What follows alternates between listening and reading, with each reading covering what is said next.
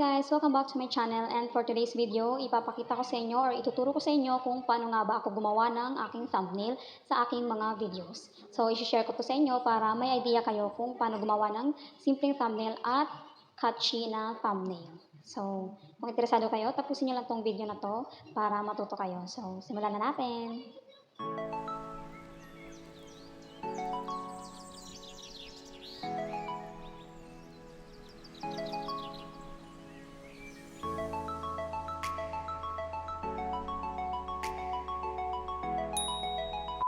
So, sa pag-edit po ng aking thumbnail, dito po ako nag-edit sa InShot na application.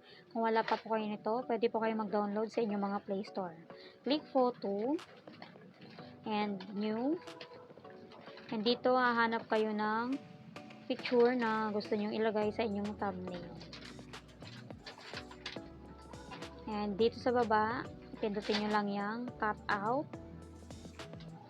Tapos, automatic na siya.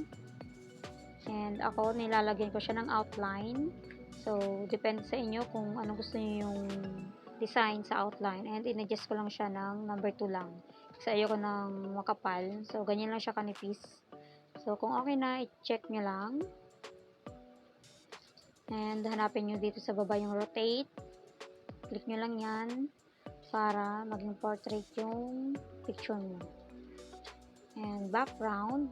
Tapos hanap kayo ng background na gusto nyo. So ako nga pala, nagda-download na ako ng mga background na gagamitin ko sa aking pagbablog and sa mga thumbnail na gagamitin ko. So ayan.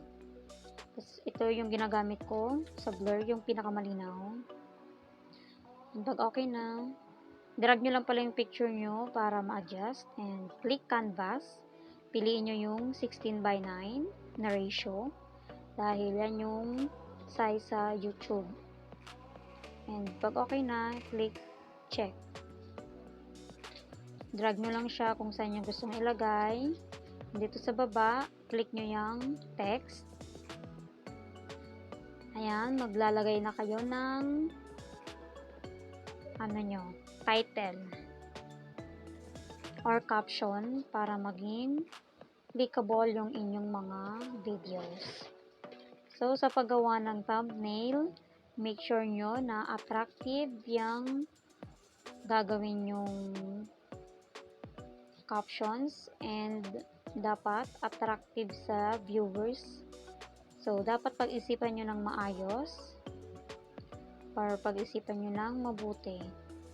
Para mas maging attractive, pili kayo ng mga magagandang kulay or attractive na kulay.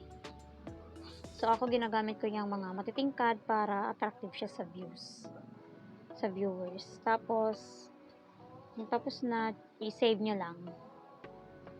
So, ayan. Dito nga rin pala ako nag-edit ng aking video. Kung umabot kayo sa video ito, congrats and thank you so much dahil tinapos nyo yung video ko. Kung may natutunan kayo at nagustuhan nyo itong video na to, pa-like, share, comment, and subscribe naman ang aking channel. I-hit nyo na rin yung notification bell para updated kayo sa mga new vlogs na i-upload ko.